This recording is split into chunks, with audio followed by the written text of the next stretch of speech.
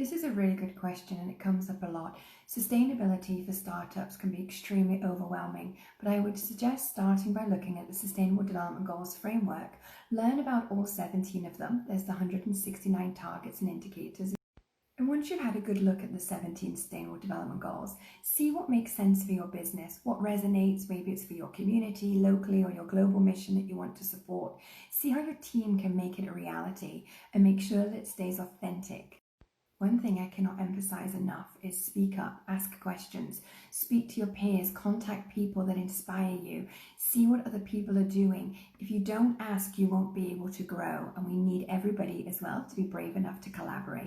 This is something that's mentioned a lot, and when we look at it from the consumer perspective, we have to also be aware as a sector that sustainability is somewhat of a privilege, whether it's the financial element, the accessibility. So we need to look at different ways and how we can play a role in being more sustainable. So there is apps, we can look at pre-loved as consumers, there's swaps, there's a lot going on now for how we can do better, but it's still not affordable firsthand. And from the business perspective, it's your responsibility. And if you can't do the right margins to do the right thing, then I think, in my personal opinion, you really need to revisit what you're doing for your business. I've heard many small businesses reference the SDGs as their North Star. They start it with all their internal communications so that their teams can understand what the goal is and what the messaging means and how they will go forward from there. Once you've also decided the goals you're going to use, they could be used in your marketing, your website, your social media. There's the artwork, there's the icons, there's language that you can use, but you also have to make sure it makes sense for your demographic to understand. The SDGs can also be used to look at your values for your supply chain, how you're going about your hiring, and we see people look at to help them set up processes within their company as well. Also, something that we're seeing actually gain popularity around the use of the SDGs is end-of-year reports, and these are being used internally for stakeholders, but also externally where the brand is showing transparent communication to their consumer.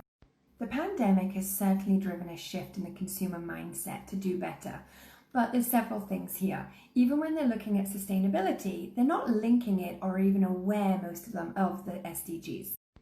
This question follows on what I was just saying on the consumer side, but as a retailer and business, you have to do the right thing. If the pandemic has taught us anything, it's that we have to be responsible.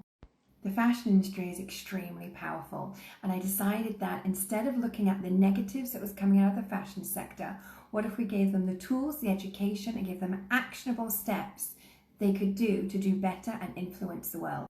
The pilot started in the summer of 2018, where we decided, in collaboration with the United Nations Office for Partnerships, to bridge a gap between the fashion industry and the Sustainable Development Goals, as we knew the two worlds were not talking enough.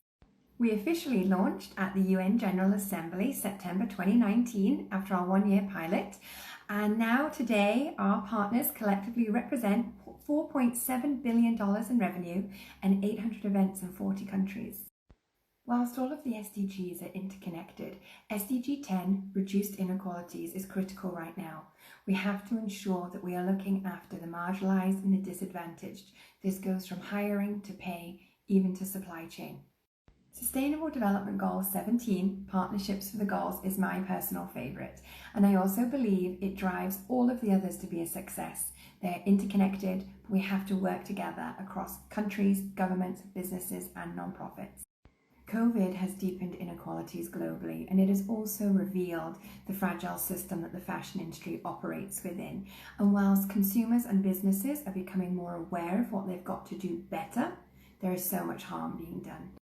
Whilst a lot of people during this pandemic are realising that they want to do better and that they have a responsibility, whether in business or personally, there still lacks so much policy and regulations to help people be accountable and actually take action.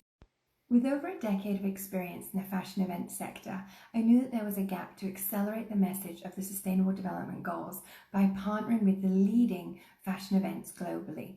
And that is what we have done today and we continue to do to drive good. I want to also add to that we all have a responsibility no matter where we are in our careers right now, whatever the journey is. And for me, it was understanding that I was actually playing a role in the negative side of the fashion industry and I needed to be a part of the change.